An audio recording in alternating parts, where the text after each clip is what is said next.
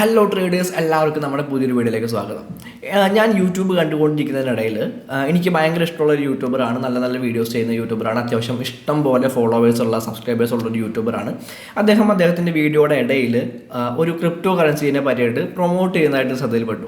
അപ്പോൾ അതിൽ അദ്ദേഹം പറഞ്ഞിട്ടുള്ള കാര്യങ്ങളെല്ലാം തന്നെ കംപ്ലീറ്റ്ലി തെറ്റാണ്. ശരിക്കും പറഞ്ഞു കേട്ടിട്ടുണ്ടെങ്കിൽ ഒരു ഉഡായിപ്പാണ്, ആ ഒരു പരിപാടി ഉഡായിപ്പാണ് എന്ന് വേണമെങ്കിൽ പറയാം. ശരിക്കും പറഞ്ഞു കേട്ടിട്ടുണ്ടെങ്കിൽ ക്രിപ്റ്റോ കറൻസി എന്ന് പറയുന്നത് വളരെ വലിയൊരു ഹൈപ്പിൽ നിൽക്കുന്ന ഒരു പരിപാടിയാണ്. അതുമായിട്ട് ബന്ധപ്പെട്ടിട്ടുള്ള ഒരുപാട് സ്കാം പരിപാടികൾ വരുന്നുണ്ട്. ഇപ്പോൾ എനിക്ക് തന്നെ ഇത്രയും ചെറിയ സബ്സ്ക്രൈബേഴ്സ് ഉള്ള എനിക്ക് തന്നെ ഇഷ്ടം പോലെ ക്രിപ്റ്റോ കറൻസി പ്ലാറ്റ്ഫോമുകൾ അവരുടെ പ്രൊജക്റ്റിനെ പ്രൊമോട്ട് ചെയ്യാൻ പറഞ്ഞിട്ട് ഇഷ്ടം പോലെ മെയിലും കാര്യങ്ങളും അതിന് ഇഷ്ടം പോലെ ആളുകൾ കോൺടാക്ട് ചെയ്യുന്നുണ്ട്. പക്ഷെ നമ്മളതൊന്നും ചെയ്യാറില്ല. കാരണം നമുക്കറിയാം എന്താണ് ക്രിപ്റ്റോ കറൻസി എന്നും ആ ഒരു ടെക്നോളജി എന്താണെന്നും ബ്ലോക്ക് ചെയിൻ ടെക്നോളജി എന്താണെന്നും എല്ലാം കൃത്യമായിട്ട് അറിയാവുന്നത് കൊണ്ട് തന്നെ നമുക്ക് ആ പ്രൊജക്റ്റിനെ പറ്റി കേൾക്കുമ്പോൾ തന്നെ അറിയാം അതൊരു കംപ്ലീറ്റ്ലി ഫേക്ക് ആയിട്ടുള്ള ഒരു പ്രൊജക്റ്റാണ്, ഒരു സ്കാം ആണെന്നുള്ള കാര്യങ്ങൾ നമുക്കറിയാം. പക്ഷേ ഇത്രയും ഫോളോവേഴ്സ് ഉള്ള ഇതുപോലുള്ള സോഷ്യൽ മീഡിയ ഇൻഫ്ലുവൻസേഴ്സ് എന്ന് വേണമെങ്കിൽ പറയാം, അവർ ഈ ക്രിപ്റ്റോ കറൻസി എന്ന് പറയുന്ന ഇത്രയും ഹൈപ്പിൽ നിൽക്കുന്ന ഈ ഒരു പരിപാടിനെ പറ്റിയിട്ട് ഒരു തരത്തിലുള്ള പഠനങ്ങൾ പോലും നടത്താതെ, ഒരു തരത്തിലുള്ള റിസർച്ചും കാര്യങ്ങളും ഒന്നും നടത്താതെ ചുമ്മാ പൈസയ്ക്ക് വേണ്ടിയിട്ട് ഇതുപോലുള്ള കാര്യങ്ങൾ പ്രൊമോട്ട് ചെയ്യുക എന്ന് പറഞ്ഞു കേട്ടിട്ടുണ്ടെങ്കിൽ അത് വളരെ മോശമായിട്ടുള്ളൊരു കാര്യം തന്നെയാണ്. അപ്പോൾ അത്തരത്തിലുള്ള കാര്യങ്ങളാണ് ഞാൻ ഇന്നത്തെ ഈ ഒരു വീഡിയോയിൽ നിങ്ങളോട് സംസാരിക്കാനായിട്ട് ഉദ്ദേശിക്കുന്നത്. ഓക്കെ, അപ്പോൾ നമുക്ക് ആ ഒരു വീഡിയോ എന്താണ് എന്നുള്ള കാര്യങ്ങൾ നമുക്ക് നോക്കാം. അതിന് മുമ്പുണ്ടല്ലോ, നമ്മൾ പലരും ക്രിപ്റ്റോ കറൻസിയെ കുറിച്ച് കേട്ടിട്ടുണ്ടായിരിക്കും. എന്നാൽ കുറെ ആളുകൾ ചിന്തിക്കുന്നുണ്ടായിരിക്കും ക്രിപ്റ്റോ കറൻസി സേഫ് ആണോ എന്ന്. ക്രിപ്റ്റോ കറൻസി തീർച്ചയായിട്ടും സേഫ് ആണ്. കയ്യിലിരിക്കുന്നതാണ് ലോകത്തിലെ ആദ്യത്തെ റെഗുലേറ്റഡ് ക്രിപ്റ്റോ കറൻസി. ഈ ക്രിപ്റ്റോ കറൻസി എന്ന് പറയുന്നത് ഏറ്റവും ആദ്യത്തെ ക്രിപ്റ്റോ കറൻസി ബിറ്റ്കോയിൻ ആണെന്ന് എല്ലാവർക്കും അറിയാം. ഈ ബിറ്റ്കോയിൻ എന്ന് പറയുന്നത് ബ്ലോക്ക് ചെയിൻ ടെക്നോളജിനെ അടിസ്ഥാനമാക്കിയിട്ടുള്ള ഒരു ഡിജിറ്റൽ അസറ്റാണ്, അല്ലെങ്കിൽ ഡിജിറ്റൽ കറൻസി ആണെന്ന് വേണമെങ്കിൽ പറയാനായിട്ട് പറ്റും.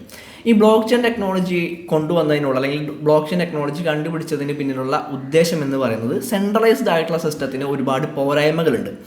ആ പോരായ്മകളെല്ലാം മറികടക്കാൻ വേണ്ടിയിട്ടാണ് ഡീസെൻട്രലൈസ്ഡ് ആയിട്ടുള്ള ബ്ലോക്ക് ചെയിൻ ടെക്നോളജി എന്ന് പറയുന്ന സിസ്റ്റം കണ്ടുപിടിച്ചിട്ടുള്ളത്. അപ്പോൾ ആ ഒരു സിസ്റ്റത്തിന് അടിസ്ഥാനമാക്കിയിട്ടാണ് ക്രിപ്റ്റോ കറൻസി എന്ന് പറയുന്ന ടെക്നോളജി കൊണ്ടുവന്നിട്ടുള്ളത്. ഓക്കെ, അപ്പോൾ ഈ സെൻട്രലൈസ്ഡ് ആയിട്ടുള്ള സിസ്റ്റത്തിലാണ് നമുക്ക് ഈ റെഗുലേഷനും കാര്യങ്ങളൊക്കെ, ഗവൺമെൻറ്റുകൾക്ക് ഓരോ റെഗുലേഷനും കാര്യങ്ങളൊക്കെ കൊണ്ടുവരാനായിട്ട് സാധിക്കുള്ളൂ. ഈ ഡീസെൻട്രലൈസ്ഡ് ആയിട്ടുള്ള സിസ്റ്റം ആരുടെയും കൺട്രോളിൽ വരുന്ന ഒരു പരിപാടിയല്ല, അല്ലെങ്കിൽ ആരുടെയും അധികാര പരിധിയിൽ വരുന്ന ഒരു പരിപാടിയല്ല. അതുകൊണ്ട് തന്നെ അതിൽ ആർക്കും ഒരു റെഗുലേഷൻ കൊണ്ടുവരാനായിട്ട് സാധിക്കില്ല. അപ്പോൾ ഈ ബ്ലോക്ക് ചെയിൻ ടെക്നോളജി അടിസ്ഥാനമാക്കിയിട്ടാണ് ക്രിപ്റ്റോ കറൻസി പ്രവർത്തിക്കുന്നത് എന്നുള്ളത് കൊണ്ട് തന്നെ എങ്ങനെയാണ് ക്രിപ്റ്റോ കറൻസികൾ ലോകത്തിലെ ആദ്യത്തെ റെഗുലേറ്റഡ് ആയിട്ടുള്ള ക്രിപ്റ്റോ കറൻസി ആവുക?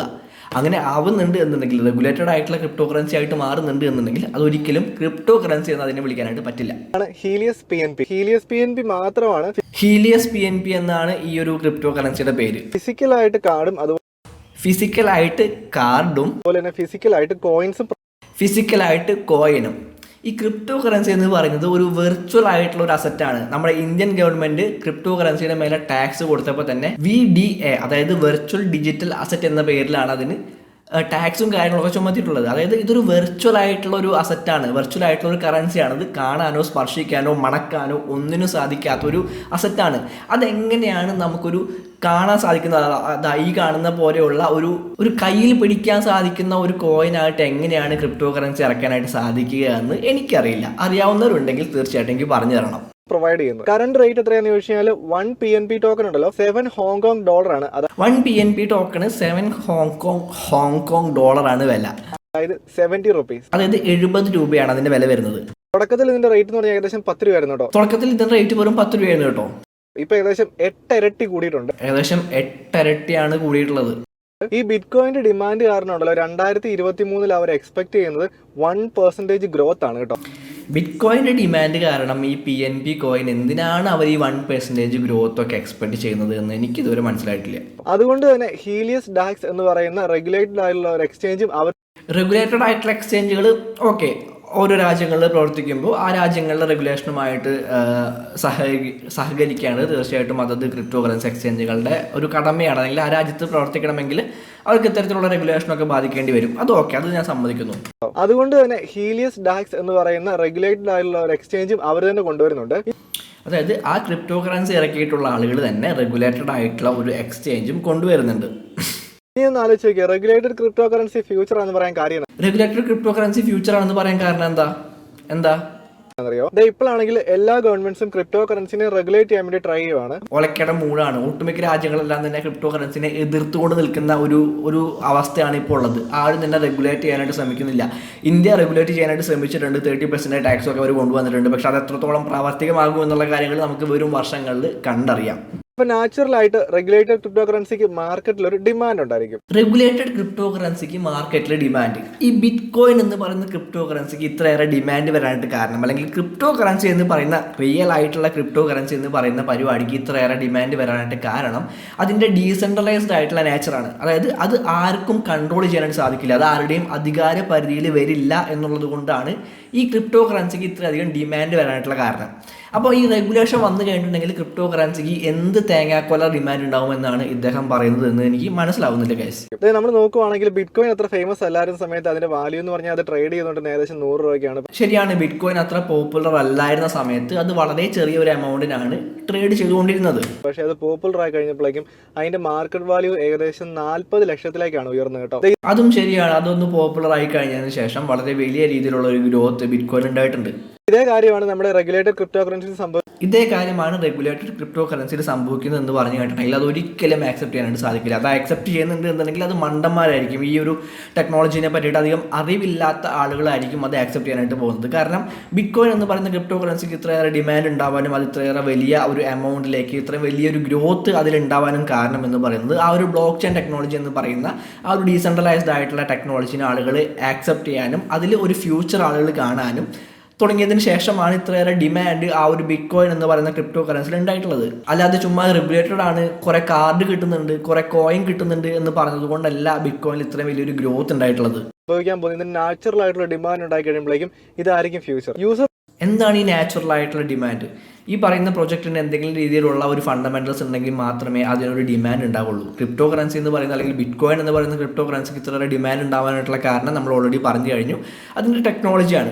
ആ ഒരു ടെക്നോളജിയിൽ ആളുകൾ വിശ്വസിക്കുന്നത് കൊണ്ടാണ് ഇത്ര ഡിമാൻഡ് ഈ ഒരു ബിറ്റ് കോയിൻ എന്ന് പറയുന്ന ക്രിപ്റ്റോ കറൻസിക്ക് ഉണ്ടാവാനായിട്ടുള്ള സാധ്യത. അത് ഡീസെൻട്രലൈസ്ഡ് ആയതുകൊണ്ടാണ്. ഈ ഡീസെൻട്രലൈസ്ഡ് അല്ലാത്ത ലോകത്തിലെ തന്നെ ഏറ്റവും ആദ്യത്തെ റെഗുലേറ്റഡ് ആയിട്ടുള്ള ക്രിപ്റ്റോ കറൻസിക്ക് എന്ത് ഡിമാൻഡ് ഉണ്ടാവുമെന്നാണ് പറയുന്നത്.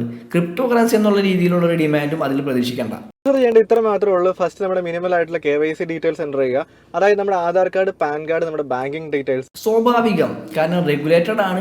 സോ തീർച്ചയായിട്ടും നമ്മുടെ ഡാറ്റാസ് എല്ലാം തന്നെ അതിലേക്ക് കൊടുക്കേണ്ടതായിട്ട് വരും. അതിൽ വലിയ അത്ഭുതമൊന്നുമില്ല. പിന്നെ നമ്മുടെ ആധാർ കാർഡിന്റെ ഡീറ്റെയിൽസ് വെച്ച് നമ്മളൊരു എഗ്രിമെന്റ് തയ്യാറാക്കുക. അതിനുശേഷം നമ്മൾ നമ്മുടെ നോമിനി ഡീറ്റെയിൽസ് എൻ്റർ ചെയ്യുക. ഇതെല്ലാം കംപ്ലീറ്റ് ചെയ്യുന്ന യൂസർക്ക് 2 മാസത്തിനകം ഫിസിക്കൽ ആയിട്ടുള്ള കാർഡും കോയിനും. ഫിസിക്കലായിട്ടുള്ള കാർഡ് കൊടുക്കുന്ന എന്ത് പ്രൊജക്റ്റാണ് ക്രിപ്റ്റോ കറൻസി സ്പേസിലേക്ക് വന്നിട്ടുള്ളത്, അതും റെഗുലേറ്റഡ് ആയിട്ടുള്ള ലോകത്തിലെ ഏറ്റവും ആദ്യത്തെ റെഗുലേറ്റഡ് ആയിട്ടുള്ള ക്രിപ്റ്റോ കറൻസി ആയിട്ട് വന്നിട്ടുള്ളത് എന്നുള്ള കാര്യങ്ങൾ എനിക്ക് അറിയില്ല. നിങ്ങൾക്ക് അറിയാമെങ്കിൽ തീർച്ചയായിട്ടും താഴെ കമൻറ്റ് ചെയ്യണം. ഡെലിവർ ചെയ്യുന്നതാണ് കേട്ടോ. അപ്പോൾ റെഗുലേറ്റഡ് ക്രിപ്റ്റോ കറൻസി ആയിട്ടുള്ള നമ്മുടെ ഹീലിയസ് PNP ട്രൈ ചെയ്ത് നോക്കാൻ താല്പര്യമുള്ള ആൾക്കാർ നമ്മുടെ ഡിസ്ക്രിപ്ഷൻ ബോക്സ് ചെക്ക് ചെയ്യുക. ഡിസ്ക്രിപ്ഷൻ ബോക്സിൽ ലിങ്ക് ഉണ്ട്. എല്ലാവരും പോയിട്ട് ക്ലിക്ക് ചെയ്യുക, ജോയിൻ ചെയ്യുക, കുറേ പൈസ കളയുക. എങ്കിൽ മാത്രമേ ഈ ആൾക്ക് പൈസ കിട്ടുള്ളൂ. ഗൈസ്, ശരിക്കും പറഞ്ഞു കേട്ടിട്ടുണ്ടെങ്കിൽ ക്രിപ്റ്റോ കറൻസി എന്താണ് അല്ലെങ്കിൽ ബ്ലോക്ക് ചെയിൻ ടെക്നോളജി എന്താണ് എന്ന് ഇപ്പോഴും നമ്മുടെ ഇത്രയും വലിയ യൂട്യൂബ് ഇൻഫ്ലുവൻസേഴ്സിന് പോലും കൃത്യമായിട്ടുള്ള ധാരണ ഇല്ല എന്നുള്ള കാര്യങ്ങൾ നമുക്ക് ഈ ഒരു വീഡിയോയിൽ നിന്ന് കൃത്യമായിട്ട് മനസ്സിലാക്കാൻ സാധിക്കുന്നുണ്ട്. കാരണം ലോകത്തിലെ ഏറ്റവും ആദ്യത്തെ റെഗുലേറ്റഡ് ക്രിപ്റ്റോ കറൻസി എന്ന് പറയുന്നതിൽ നിന്ന് തന്നെ ഈ ബ്ലോക്ക് ചെയിൻ ടെക്നോളജി എന്താണെന്നും ക്രിപ്റ്റോ കറൻസി എന്ന് പറയുന്ന അല്ലെങ്കിൽ ബ്ലോക്ക് ചെയിൻ ടെക്നോളജിയിൽ അധിഷ്ഠിതമായിട്ട് പ്രവർത്തിക്കുന്ന ക്രിപ്റ്റോ കറൻസി എന്താണെന്നും ഈ പറയുന്ന ആളുകൾക്ക് യാതൊരു തരത്തിലുള്ള വിവരവും ഇല്ല എന്നുള്ള കാര്യങ്ങൾ നമുക്ക് കൃത്യമായിട്ട് മനസ്സിലാക്കുന്നുണ്ട്. ഒരു സോഷ്യൽ മീഡിയ ഇൻഫ്ലുവൻസർ ആവുന്നത് തെറ്റൊന്നുമല്ല, വളരെ നല്ലൊരു കാര്യം തന്നെയാണ്. ഒരുപാട് ആളുകളെ നമ്മൾ ഒരു ഇൻഫ്ലുവൻസ് ചെയ്യുന്നത് തീർച്ചയായിട്ടും വളരെ നല്ലൊരു കാര്യമാണ്. പക്ഷേ അങ്ങനെ ചെയ്യുമ്പോൾ പൈസ എന്നുള്ള അല്ലെങ്കിൽ മണി എന്നുള്ള ഒരു മാനദണ്ഡം മാറ്റി നിർത്തിക്കൊണ്ട് അല്ലെങ്കിൽ ആ ഒരു കാര്യം മാറ്റി നിർത്തിക്കൊണ്ട് കൃത്യമായിട്ടുള്ള വാല്യൂ ആ ആളുകൾക്ക് അല്ലെങ്കിൽ നമ്മളെ ഫോളോ ചെയ്യുന്ന ആളുകൾക്ക് കൊടുക്കാനായിട്ട് തീർച്ചയായിട്ടും നമ്മൾ ശ്രമിക്കേണ്ടതുണ്ട്. നമ്മൾ അതിന് വേണ്ടിയിട്ട് നിലനിൽക്കേണ്ടതുണ്ട്. അതല്ലാതെ ചുമ്മാ പൈസ മാത്രം മുന്നിൽ കണ്ടുകൊണ്ട് ഇതുപോലുള്ള ഉഡായിപ്പ് പരിപാടികളെല്ലാം പ്രൊമോട്ട് ചെയ്യുകയാണ് എന്നുണ്ടെങ്കിൽ അത് വളരെ നല്ലൊരു കാര്യമായിട്ട് എനിക്ക് ഒട്ടും തോന്നുന്നില്ല. നിങ്ങളുടെ അഭിപ്രായം എന്താണെന്ന് എനിക്കറിയില്ല. എനിക്ക് പേഴ്സണലി അത് വളരെ മോശമായിട്ടുള്ളൊരു കാര്യമാണ് തോന്നുന്നത്. എനിക്ക് വളരെയധികം ഇഷ്ടമുള്ള ഒരു യൂട്യൂബറാണ്. ഞാൻ ഒരുപാട് വീഡിയോസ്, ഞാൻ ഇദ്ദേഹത്തിൻ്റെ ഒരു സബ്സ്ക്രൈബറാണ്.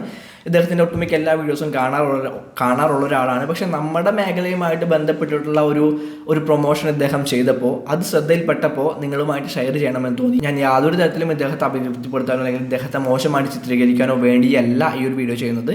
കാരണം ഇതുപോലെയുള്ള വീഡിയോസ് കണ്ടുകൊണ്ട് നിങ്ങൾ ഇതുപോലെയുള്ള ഉഡായിപ്പ് പരിപാടികളിൽ ചെന്ന് വീഡിയോയിലൊന്നും ചാടാതിരിക്കുക. ശരിക്കും പറഞ്ഞു കഴിഞ്ഞിട്ടുണ്ടെങ്കിൽ ക്രിപ്റ്റോ കറൻസി എന്താണെന്നും ബ്ലോക്ക് ചെയിൻ ടെക്നോളജി എന്താണെന്നും നിങ്ങൾ തീർച്ചയായിട്ടും മനസ്സിലാക്കേണ്ട അത്യാവശ്യമാണ്. കാരണം ക്രിപ്റ്റോ കറൻസി എന്ന് പറയുന്നത് വളരെയധികം ഹൈപ്പിൽ നിൽക്കുന്ന ഒരു പരിപാടിയാണ്. അതുകൊണ്ട് തന്നെ ഒരുപാട് തട്ടിപ്പുകൾ ഇതുമായിട്ട് ബന്ധപ്പെട്ടിട്ട് ഇറങ്ങാനായിട്ട് സാധ്യതയുണ്ട്. നിങ്ങൾ സ്വാഭാവികമായിട്ടും അതിൽ പോയിട്ട് ചാടാനും സാധ്യതയുണ്ട്. അപ്പോൾ അങ്ങനെ ചാടാതിരിക്കുക. കൃത്യമായിട്ട് ഈ ഒരു പ്രൊജക്റ്റ് എന്താണെന്നും ഈ ഒരു ടെക്നോളജി എന്താണെന്നും കൃത്യമായിട്ട് മനസ്സിലാക്കിയതിന് ശേഷം മാത്രം നിങ്ങൾ ക്രിപ്റ്റോ കറൻസിയിൽ ഇൻവെസ്റ്റ് ചെയ്യാനോ അല്ലെങ്കിൽ ക്രിപ്റ്റോ കറൻസിയിൽ ട്രേഡ് ചെയ്യാനോ തുടങ്ങുക. ഇത്രയും കാര്യങ്ങൾ മാത്രമേ ഞാൻ ഈ ഒരു വീഡിയോയിലൂടെ നിങ്ങളുമായിട്ട് ഷെയർ ചെയ്യാനായിട്ട് ഉദ്ദേശിച്ചിട്ടുള്ളൂ. കൂടുതലൊന്നും പറയാനില്ല ഗൈസ്. അടുത്തൊരു വീഡിയോയിൽ കാണാം.